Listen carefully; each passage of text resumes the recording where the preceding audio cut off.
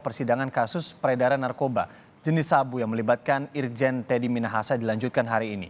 Dengan sidang mendengarkan keterangan jaksa memberikan tanggapan atas eksepsi atau keberatan yang disampaikan tim penasihat hukum terdakwa Teddy Minahasa. Pekan lalu, saudara, tim penasihat hukum Teddy Minahasa membacakan 4 poin eksepsi. 1. Mereka menilai Pengadilan Negeri Jakarta Barat tidak berwenang mengadili kasus ini karena lokus delikti terjadi di Sumatera Barat. 2. Surat dakwaan jaksa dianggap prematur karena belum ada saksi yang diperiksa oleh penyidik kepolisian dalam acara pemusnahan barang bukti sabu pada 15 Juni 2022 di markas Polres Bukit Tinggi. Poin ketiga, penasihat hukum mempertanyakan hasil uji laboratorium soal kesamaan sabu yang disita dari rumah saksi Dodi dan Linda Pujiastuti alias Anita. Karena diduga sabu yang dipegang 2 saksi bukan narkoba hasil sitaan Polres Bukit Tinggi. Yang keempat, penasihat hukum menegaskan surat dakwaan salah menarik Teddy Minahasa sebagai terdakwa karena tidak ada narkoba jenis sabu yang ditemukan dan disita selama proses penyidikan oleh polisi, serta belum pasti hubungan sabu yang disita dari para saksi. Kita kembali ke sidang atau informasi sidang replik yang dilakukan hari ini tadi atas terdakwa atau 6 terdakwa kasus dugaan perintangan penyidikan dalam pembunuhan berencana Brigadir Yosua, saudara. Dalam sidang, jaksa menanggapi keberatan penasihat hukum. Masih terkait dengan Teddy Minahasa, ternyata saudara. Dalam sidang, jaksa menanggapi keberatan penasihat hukum Teddy Minahasa. Namun sebelum membahas 4 poin keberatan, jaksa membacakan syarat eksepsi, yaitu keberatan yang didasarkan alasan-alasan material atau pokok perkara akan ditolak pengadilan.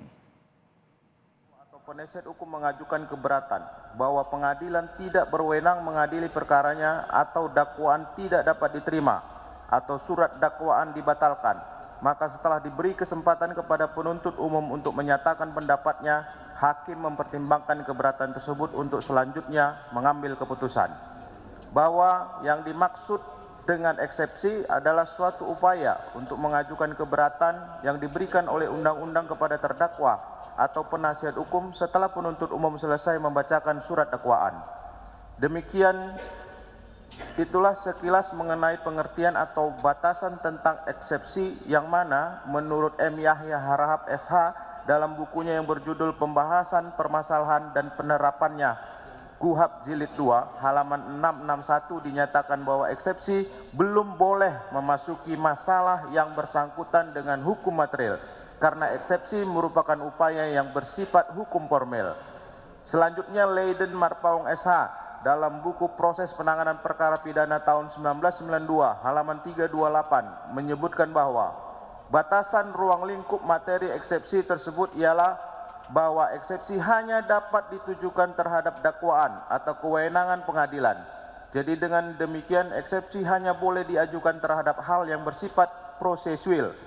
Eksepsi tidak diperkenankan menyentuh materi perkara yang akan diperiksa dalam sidang pengadilan yang bersangkutan. Dengan perkataan lain, eksepsi hanya ditujukan kepada aspek formil yang berkaitan dengan penuntutan atau pemeriksaan perkara tersebut oleh pengadilan.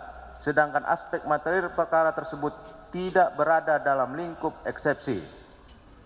Ditinjau dari segi materi dan alasan suatu eksepsi, maka eksepsi dapat dikelompokkan menjadi 2 bentuk eksepsi, yaitu eksepsi yang mengambil dasar dan alasan yang bersifat formil dan eksepsi yang menggunakan dasar atau alasan yang bersifat material. Dalam hal ini, Hamrat Hamid SH dan Harun M. Hussein SH dalam buku Pembahasan Permasalahan KUHP bidang penuntutan dan eksekusi tahun 1991 halaman 140 dan 141 menyebutkan bahwa eksepsi yang dapat dipertimbangkan pengadilan hanyalah eksepsi yang diajukan terhadap dakwaan atau kewenangan pengadilan.